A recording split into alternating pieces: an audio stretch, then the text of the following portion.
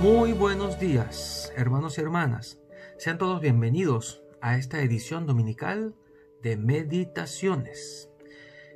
Hemos llegado al domingo 15 del tiempo ordinario y vamos a comenzar con la oración propia de este día. Señor Dios, que muestras la luz de tu verdad a los que andan extraviados, para que puedan volver al buen camino. Concede a cuantos se profesan como cristianos rechazar lo que sea contrario al nombre que llevan y cumplir lo que ese nombre significa. Por nuestro Señor Jesucristo, tu Hijo, que vive y reina contigo en la unidad del Espíritu Santo y es Dios por los siglos de los siglos. Amén. Hermanos, hoy la palabra de Dios nos va a hablar acerca de la productividad de la palabra. ¿Y de qué depende esa productividad? En sí misma, ella siempre va a dar fruto. Entonces, ¿de qué depende? Dice el profeta Isaías en el capítulo 55, versículos del 10 al 11, que se lee como primera lectura el día de hoy. Como bajan del cielo la lluvia y la nieve, y no vuelven allá, sino después de empapar la tierra, de fecundarla y hacerla germinar, a fin de que dé semilla para sembrar y pan para comer, así será la palabra que sale de mi boca, no volverá a mí sin resultado, sino que hará mi voluntad y cumplirá su misión. Palabra de Dios, te alabamos, Señor. De tal manera que, hermanos, que el Señor nos dice, no volverá a mí sin resultado. La palabra de Dios siempre da fruto. Entonces, ¿de qué depende? Obviamente, parece ser que depende de dónde caiga. Depende de quién la reciba. Depende de qué tan abierto o abierta esté la persona que la recibe. ¿Te has preguntado cuando vas a misa o cuando ibas a misa? Porque no sé si estás ahora yendo a tu parroquia, no sé si están dando misa ya donde tú estás o si la estás mirando por televisión o por las redes. Espero que sí. Si cuando leen la palabra de Dios estás abierto o abierta a ella, cuando lees la Biblia, ¿realmente entiendes lo que estás leyendo? Porque hay mucha gente que lee la Biblia como un libro más y no se puede leer como un libro más porque no lo es. Es la palabra de Dios. Es palabra que viene de lo alto. Por lo tanto, tenemos que prestarle atención como lo que es palabra de Dios. Y no es un libro que simplemente alguien escribió por sus propias ideas. Los agiógrafos, los escritores sagrados, inspirados por Dios, pusieron aquello por escrito. Y Dios nos está hablando todo el tiempo a través de la palabra. Y cuando vamos a misa, preferimos oírla, escucharla. Dice San Pablo que la fe entra por el oído y nos gusta escuchar la palabra de Dios. Y es muy distinto oír y escuchar. Podemos oír mucho ruido por fuera, pero escuchar es otra cosa, es prestarle atención a lo que entra por el oído. No volverá a mí sin resultado. Y la palabra de Dios hoy, en el Evangelio de Mateo capítulo 13, nos presenta esta hermosa parábola precisamente del sembrador. ¿Qué está sembrando? No precisamente semilla como aquí lo dice, sino que esto es algo más. El Señor utiliza la parábola para darnos a entender qué es lo que está sembrando. Es un poco larga, obviamente no la puedo leer toda, pero lo que le dice a la gente se lo explica a sus discípulos en privado. Es un poco extraño y misterioso lo que el Señor les dice a sus discípulos cuando le preguntan que por qué la gente les habla en parábolas. Y Él simplemente les dice que a ellos se les ha concedido a conocer los misterios del reino, pero que a las demás personas no, para que precisamente como que pongan un poco de su parte porque han cerrado su corazón. Dice el Señor, viendo no ven y oyendo no oyen ni entiende. E incluso hace alusión a las escrituras antiguas. Se cumple aquella profecía de Isaías: oirán una y otra vez y no entenderán. Mirarán y volverán a mirar, pero no verán, porque este pueblo, ha endurecido su corazón, ha cerrado sus ojos y tapado sus oídos, con el fin de no ver con los ojos, ni oír con los oídos, ni comprender con el corazón, porque no quieren convertirse, ni que yo los salve. Esto es fuerte, es duro.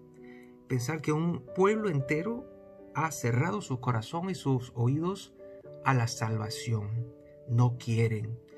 Preguntémonos, ¿realmente yo quiero ser salvado? ¿Realmente yo quiero que me salven? No hace mucho alguien se me acercó a la sacristía, alguien de iglesia, y me preguntó: Padre, a Jesús lo llamamos Salvador, pero ¿de qué nos está salvando?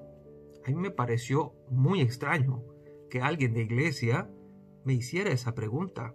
Y a veces damos por entendido que todos los que nos rodean saben de lo que estamos hablando, pero alguien que supuestamente tiene años en las cosas de la iglesia me pregunte: Padre, ¿de qué nos está salvando Jesús? Parece que la mentalidad neopagana de este tiempo ha infectado también a las cosas de la iglesia muy adentro, y a la gente laica que no se prepara se le está metiendo en la cabeza de que no hay nada de que ser salvados, porque si no hay pecado, no hay demonio, no hay infierno, no hay cielo, entonces ¿de qué nos va a salvar? Entonces no hace falta un salvador, ni que nos salven de nada. Ese es el problema en muchas cosas. Lo cierto es que Jesús nos deja claro que necesitamos prestar más atención y querer ser salvado y ponerle corazón a lo que estamos leyendo para saber qué es lo que Dios nos quiere decir.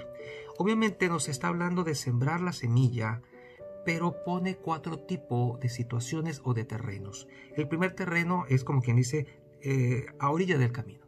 La semilla o la palabra de Dios cae a orilla del camino, y el Señor dice que es como que la palabra cae allí y el diablo se la lleva. Primera situación, palabra que cae en vano, gente que no le pone cuidado y el diablo se la lleva. Segunda situación es la palabra que cae en un terreno pedregoso, y ese terreno pedregoso es como la persona que hace que la semilla como que brota rápido, pero dice aquí que aunque la acepta inmediatamente con alegría, como la gente que va al retiro y dice: qué bonito retiro, qué bonito predicó, o qué homilía tan linda, pero dice que por la inconstancia esa palabra no echa raíces, y apenas le viene una tribulación o una persecución por causa de la palabra, sucumbe. La persona, por muy buena que pueda parecer o con muy buena intención que tenga, aún así, en circunstancias un poquito complicadas, por no ser constante, y cuando alguna tribulación le viene, la palabra no ha echado raíces en su corazón, así que es muy fácil dejar a Dios en una situación complicada y simplemente sucumbe, dice acá, se va, deja a Dios de un lado otra vez. En la tercera situación dice claramente, explicándole a los discípulos: lo sembrado cae entre espinos. No parece muy difícil entender esto. ¿Qué quiere decir? Que las preocupaciones de la vida y las seducciones de las riquezas sofocan aquello y queda sin fruto. Las preocupaciones de la vida, hermanos, son espinas que no dejan que la palabra crezca. Por eso es malo preocuparse, andar todo el tiempo angustiado porque que no tengo trabajo, que voy a comer, que voy a vestir, que las enfermedades, todo lo que está pasando. Mucha gente ha sucumbido ante la tentación del miedo, del temor, de la angustia, de la preocupación, y así pues la palabra no echa raíces. Es propio del cristiano, obviamente, experimentar la angustia de muchas cosas, sobre todo esta persecución que viene de múltiples factores, ¿no? Pero obviamente cuando uno está en Dios, puede en Dios superarlo todo. Las preocupaciones son espinas que agobian, agotan, o simplemente no dejan que la palabra haga algo bueno en nuestra vida. Incluso junto a la seducción de las riquezas, o sea, el exceso de agobio por querer tenerlo todo en la vida. por querer vivir como los demás viven, por tener un estándar de vida decente. Y eso puede, obviamente, opacar el trabajo de Dios en mí. La última circunstancia es la única que puede permitir que la palabra de Dios dé un resultado en mí. Lo sembrado en tierra buena es la que va realmente a producir según la capacidad de cada uno. Dios no nos está pidiendo que todo el mundo dé lo mismo, pero según lo que cada quien pueda dar, unos según el 100, unos según el 60, unos el 30, cada quien va a dar un resultado diferente, porque cada quien es diferente, cada quien es distinto, y lo que yo puedo dar es distinto de lo que tú puedes dar o de lo que aquel o aquella puedan dar. Cada quien, según su propio ser, su propia manera, su propio estilo, va a dar la respuesta a Dios que tiene que dar. En la iglesia siempre hemos dicho que cada santo rompe el molde, porque no hay ningún santo que se parezca al otro, excepto por un amor muy grande a Jesús. Pero cada santo es cada santo. Y estamos llamados a que la palabra de Dios fructifique en nosotros a la manera como Dios va obrando en cada uno de nosotros. Ciertamente, Dios lo que quiere es que estemos disponibles para que esa palabra fructifique. Que a pesar de ser nosotros débiles y de no ser perfectos, obviamente, de tener muchos pecados, Dios puede trabajar. Su palabra puede trabajar en nosotros si somos humildes, si le damos el espacio a Dios en nuestra vida. Es como lo que pasó con el rey Saúl y el rey David. Ambos fueron escogidos por Dios, pero ambos dieron respuestas distintas, porque uno supo hacer la voluntad de Dios y el otro no. Uno le dio cabida al plan divino y el otro no. David fue el rey según el corazón de Dios. No era perfecto, todos sabemos que cometió muchos errores, que terminó pues haciendo cosas de las que no estaría muy orgulloso, ciertamente, pero a pesar de sus pecados se arrepintió y supo hacer lo que Dios le pedía.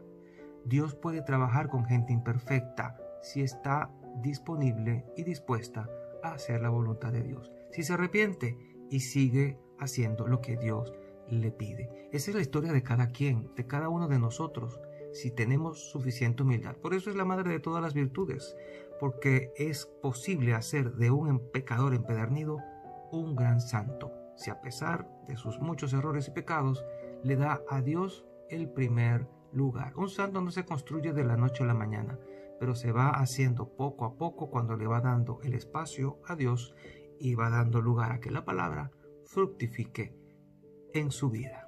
Así que dile a Dios: Señor, aquí estoy, haz de mí lo que quieras. Quiero ser tierra buena para que tu semilla fructifique en mí como quiera hacerlo. Y la bendición de Dios Todopoderoso, Padre, Hijo y Espíritu Santo, descienda sobre cada uno de ustedes y les acompañe siempre. Y seguiremos en contacto a través de este canal, si Dios lo permite. ¡Feliz domingo! Chao, chao.